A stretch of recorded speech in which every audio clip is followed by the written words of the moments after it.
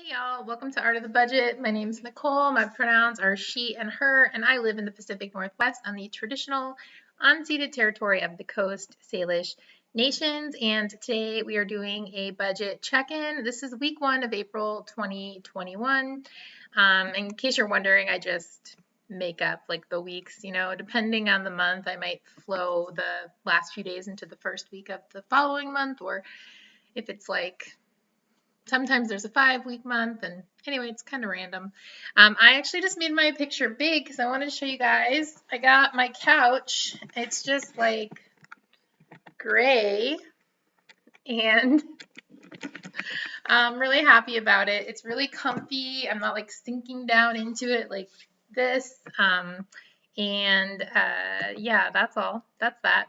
Let's get into this budget check-in. If you're new here, I'm an artist and educator, and I am learning about budgeting, saving, and planning for retirement, which is different than the ignoring all of those things I did for most of my adult life. And I do my budget in every dollar. I'm not a Dave Ramsey devotee by any means, but this software just works well for the way that I do my budget. So yeah, let's get into it. So right off the bat, I have a yearly fee for my Chase card, and obviously I haven't traveled in over a year since last December, but I am happy to pay the fee. So I paid my Alaska Airlines fee a couple of months ago, I think, and altogether that's $170 in fees, which to the uninitiated, if you're not, doing a lot of travel hacking, that might seem like a lot. And it certainly isn't ideal not being able to use my cards. But I typically travel at least twice a year pretty significantly. And I've been able to travel for nearly free for the last few years. Actually, maybe I could do a video about my travel expenses. I'm not like a master credit card hacker by any means. I'm very entry level, but it's really been worth it.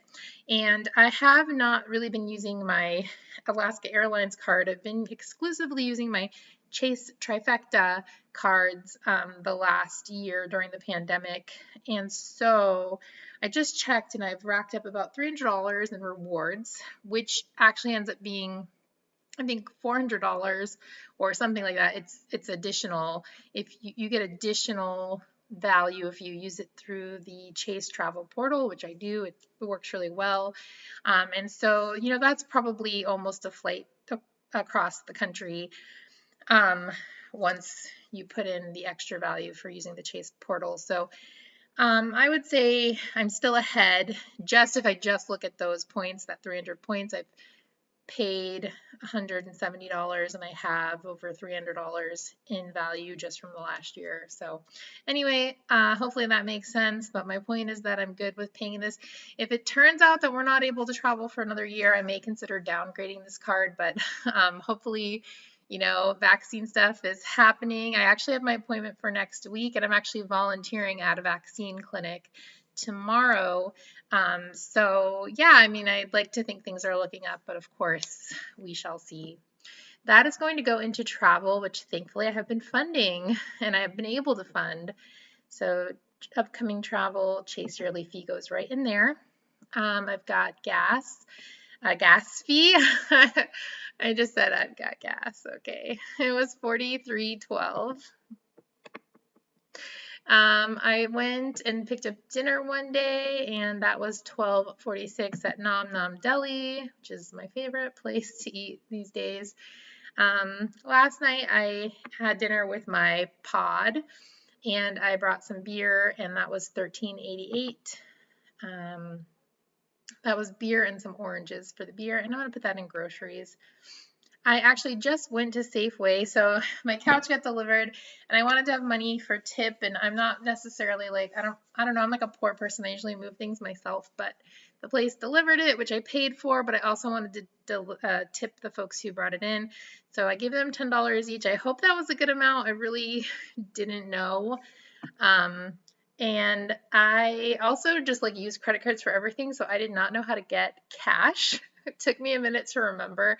But anyway, I went and bought some eggs, and then I got $20 back in cash. So I'm just going to put the eggs in groceries, and then important stuff gets the other bit. So 20 for tips and leaves me for 19 for eggs. Let's track that. Okay. Oh, great news. My new account balance my new account bonus from Capital One 360 came. So that is unexpected income that's going to go into miscellaneous, and I will allocate that at the end of the month when I do my reconciliation. So that was $400. Yeah, that's awesome. I love it. I had to change banks anyway. So to whoever told me about that bonus, thank you.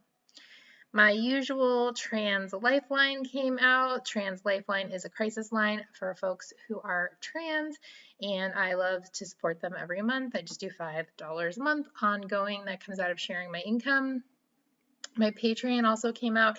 My Patreon, that is a place where I support makers, personal finance people, and someone who does content about CPTSD. And I just do small amounts, and I just do them every year. I've been doing it for a couple years. I want to say I started at the beginning of 2019. That was one of my goals in the direction of giving 5% of my income. So that was 2540. April interest, I haven't added up yet. I'm realizing with my Capital One 360, because I have all my sinking funds there, and they all earn interest, which is cool. But because unlike my old bank, who would put all the interest in one little account by itself, which I continue to do with this little line item right here. Obviously, Capital One doesn't do that, which is pretty normal, but I'm realizing it's easier for me to wait for the statement. So the March statement will have all of the interest listed, and then I'll put that in my April interest transaction. All right, so I also went and got groceries. At some point, honestly, it's all running together for me, and that was $63.17. I have been really bad about cooking lately. I did actually a bunch of pickling, and I did a quick pickle. So I used up a bunch of veggies I'd purchased doing that, which I had purchased them before that. But I've got some broccoli that I swear I purchased in March. It's still doing great, but I haven't cooked it yet. I think getting that dental surgery kind of just threw me off of my cooking game. So I'm trying to get back on it. And last but not least, my most important thing, my couch. I bought this. It is used. It's from a local place in town that sells new and used. And it was $566.85. That includes a charge for delivery, and then I did $20 of tip on top of that. So I had put $500 in this important stuff category. I'm a little over. I knew that that was the case. I was, like hopeful that I could find something for less than that, but was like recognizing that I might, need to spend a little more. And for me, I mean, $86 is a good amount of money, but I think I'm going to call that like good. I'll just move some of this over when I reconcile at the end of the month. Yeah, I mean, I had a free couch for the last 6 years, and so I think I just really wanted one that was comfortable and really suited my needs, more than like looked good, which my old couch looked so good. All right, that's it for me. I hope you're having a great month. Let me know if you had any fun surprises this week. Oh, and happy Easter. I don't really celebrate Easter because I don't have kids and I'm not near my family, but my mom did send me an Easter basket in the mail, which was very, very sweet of her, including some delicious Easter bread, Italian Easter bread. And I am filming a What I Eat in a Day today, so check that out in a week or two if you want to see the Easter bread in action. All right, have a great day, and I will see you in the next video.